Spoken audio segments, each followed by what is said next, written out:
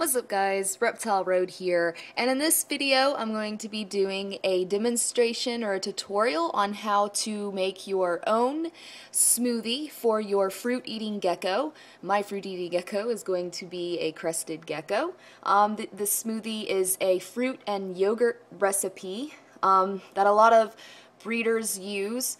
It's a healthy recipe, however, disclaimer, only feed this to your gecko once or twice a month. This is not meant to replace the gecko's main diet of meal replacement powder or a crested gecko diet. It's merely meant as a treat, just to add a little more variety to the diet. So it must only be fed once or twice a month. And if you haven't done so already, hit the subscribe button below the video and give this video a thumbs up. And we'll begin. So the fruits I'm going to be using for this crested gecko smoothie tutorial are papaya, a very ripe banana, a very ripe peach, some raspberries, blackberries, strawberries, and some frozen organic mango.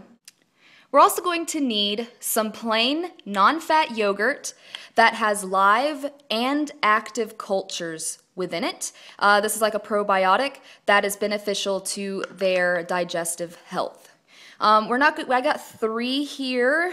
We're not going to use all of them. We'll probably just use 1 case. We're also going to need a blender, mixing bowl, some ice cube trays that we're going to put our liquidy smoothie mix in to freeze for storage, and then we're also going to need some storage bags as well as some saran wrap or plastic wrap, so we can wrap it around the ice cube tray and then slide a storage bag over that, so when you put it in the freezer it won't get freezer burnt. And the total amount I spent for all of the fresh fruit and the yogurt is about $20, but that price is obviously going to vary depending on if you get all organic or all store brand.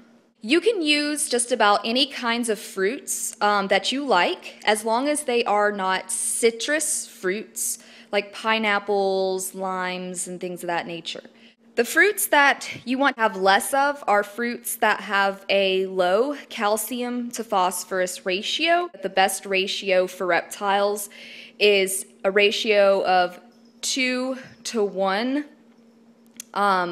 or better. The papaya here has the best calcium to phosphorus ratio, then the raspberries, then the blackberries, then the mango, then the strawberries.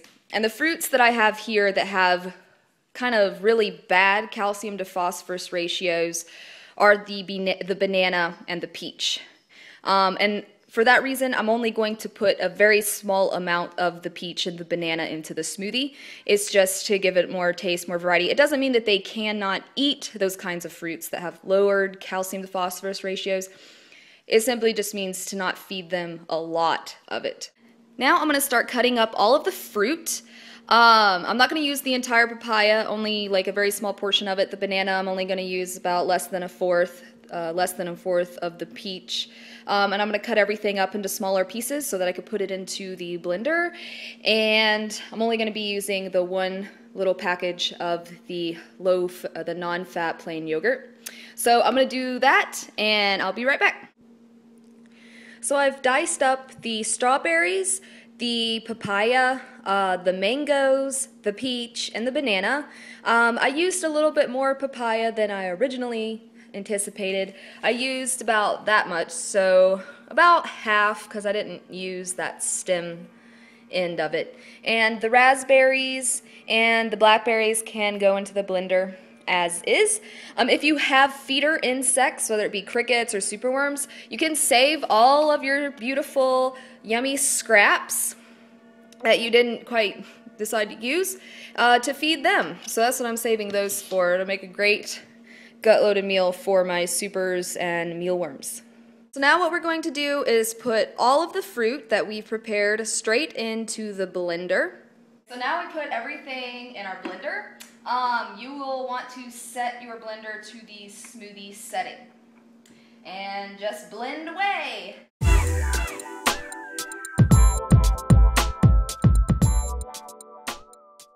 Alright, so we're done blending our fruit smoothie now, and it should look fairly smooth, so you blend all of the fruit until it's really smooth and creamy. So now we're going to take our fruit smoothie and pour it into our mixing bowl.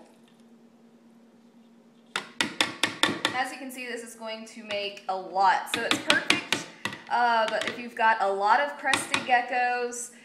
It's especially nutritious for breeder females.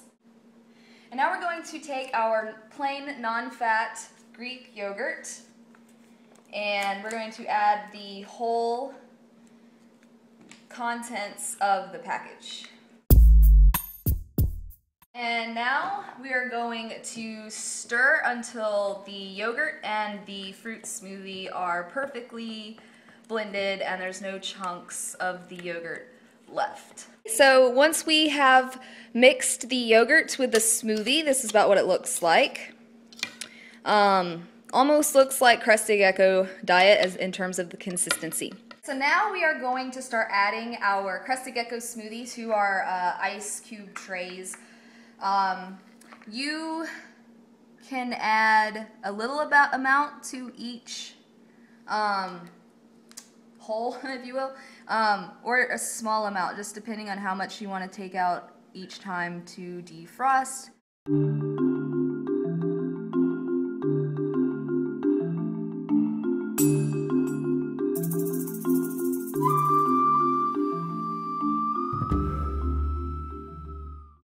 So as you can see, that made a perfect amount of ice cube smoothies with our mixture, giving us just enough left over to drink for ourselves. Next, what we're going to want to do is add our saran wrap on top of the tray so that when we put it in the freezer, so we don't waste any, it won't get freezer burn.